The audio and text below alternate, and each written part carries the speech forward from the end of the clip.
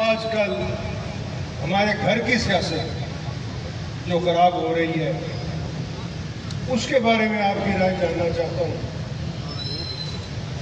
मैं पिछले 5 महीनों से इस कोशिश में था कि किसी न किसी तरीके से इन दोनों भाइयों को आपस में इकट्ठा करूं। चौधरी शुजात साहब की मैं अपने वालिद की तरह इज्जत करता हूं और करता रहूंगा,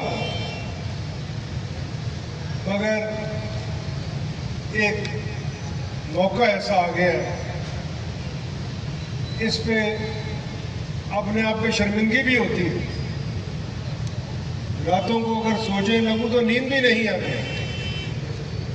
गोंदल यूपीवीसी की नालीदार छतें और दीवारें। यूपीवीसी शीट आपको दे हर मौसम में मुकम्मल तहफ्फुज़ और सुकून। जंग, शोर, इलेक्ट्रिक करंट और आग से मुकम्मल महफूज। कि ये किसकी नजर लग गई है हमारे घर को। ये आजकल, मैंने कल भी शायद किसी बंदे को कहा था कि पंजाबी की मिसाल है कि मुर्गियां जो हैं, कुकड़ जो हैं, ये अंडों में भांगे देने लगते हैं। अभी सियासत की इनको समझ नहीं है। चौधरी शुजात को इन्होंने यरगमाल बना के रखा, सुबह शाम उन बेचारों को इतना परेशान किया हुआ है कि वो भी सारी रात ना सो सकते हैं, ना अपना इजहार ख्याल कर सकते हैं। उम्र के इस हिस्से में जितना उनकी औलाद उनको ख़राब कर रही है, शायद इतनी खराबी चौधरी शुजात और चौधरी परवेज़ ने अडयाला जेल में जाके भी ना देखी। मगर अब क्या करूं, सच आप सबको भी पता है, कोई बयान करे या ना करे। इंतखाबात इस मुल्क में किसी वक्त भी हो सकते हैं और लोगों ने उस वक्त अंदर जाके पर्ची पर मोहर लगा के किसी पर एतमाद और किसी पर ना एतमाद करने का इजहार करना। तो इससे पहले कि वो वक्त आए, मैं चाहता हूं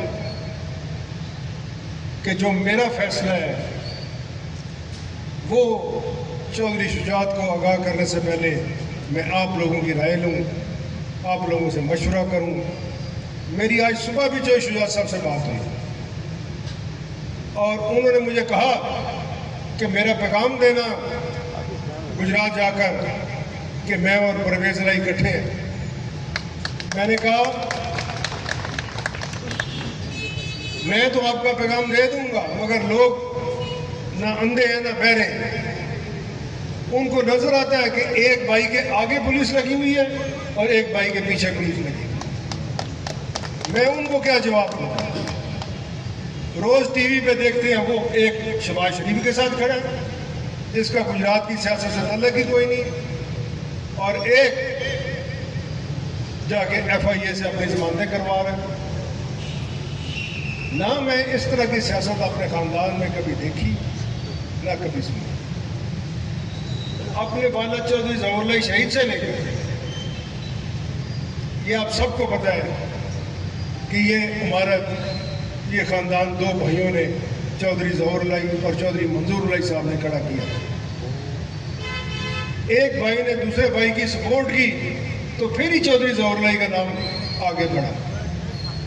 अगर ये दोनों शुरू में ही लड़ पड़ते तो आज यहाँ पर ना हमारे ख़ानदान से किसी ने MNA बनना था, ना किसी ने MBA बनना था। आज अगर अल्लाह ताला ने फजल किया हुआ है तो पंजाबी जो कहते हैं ना कि जर के खाओ।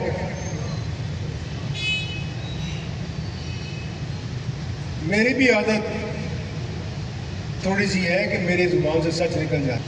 जिस मोड़ तक हम आ पहुंचे, अभी पिछले दिनों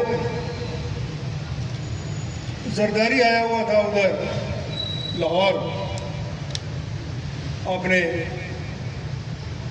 एक वजीर के घर जो मांगी तांगी सीट पर इलेक्शन लड़के बना हुआ है, जिसको चौधरी परवेज़ ने अपनी सीट खाली करके एमएलए बनवाया था। उसके घर जाके वो जब भी देखता है कि जो शुजात साहब थोड़ा सा अपने ख़ानदान की तरफ वापस जाने लगे तो कभी शहबाज शरीफ चला जाता है, कभी जरदारी चला जाता है, कभी मौलाना फजल रहमान चला जाता है। इन्होंने बारियां लगाई हुई हैं। ये समझते हम बेवकूफ़ हैं, हम सारी शरारतें इनकी जानते हैं। वहाँ आकर ये बात याद रखें, ये प्रेस वाले भी सुन रहे हैं, अगर मैं गलत कहूं तो जहां से मर्जी इस बात की तस्दीक करवा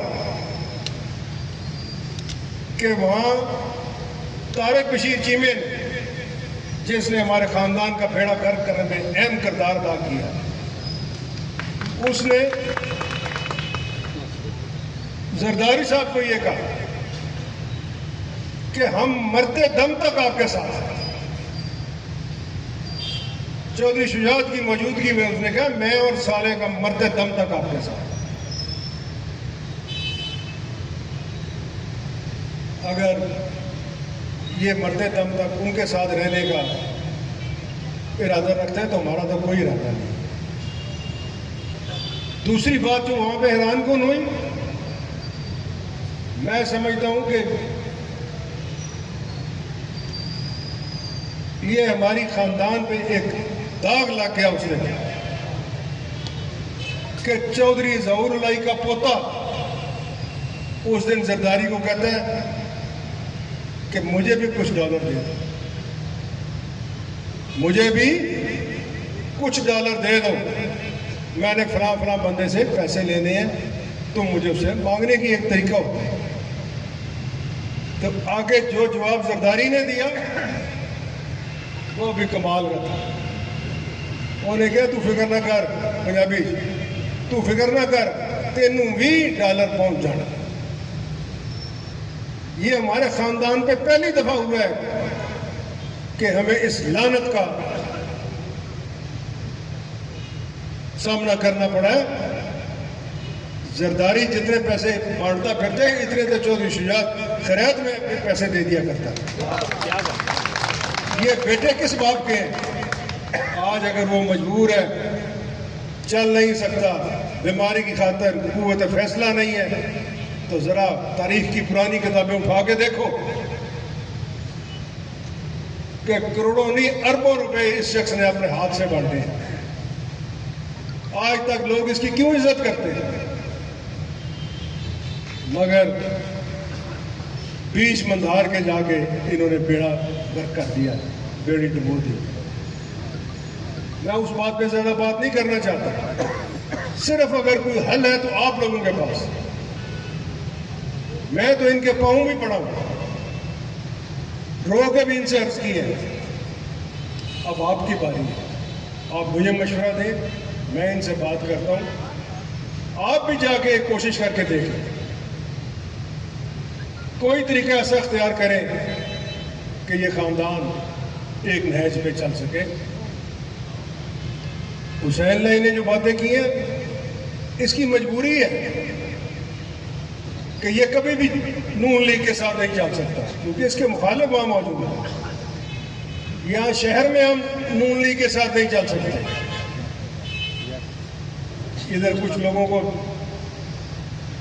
इन कुकड़ों को जल्दी जल्दी अंदाजा हो गया कि जी डीसी को कम करा लिए तो फलाने को कम करा लिए तो कम चल जाता। इतने नहीं कम चलता। सियासत में चौधरी असगर को पता है कि हमने बदल बदल के इधर उम्मीदवार सूबाई असेंबली के हम लेके आए, कभी अराई बिरादरी से ले आए, कभी कहाँ से ले आए, मगर कामयाबी उस वक्त हासिल हुई जिस दिन हमने इमरान मसूद को यहाँ से MPA का कैंडिडेट बनाया। आज भी यहाँ गुजरात शहर से हमारा उम्मीदवार इमरान मसूद ही है। ये लोगों की खुशफहमी है। ये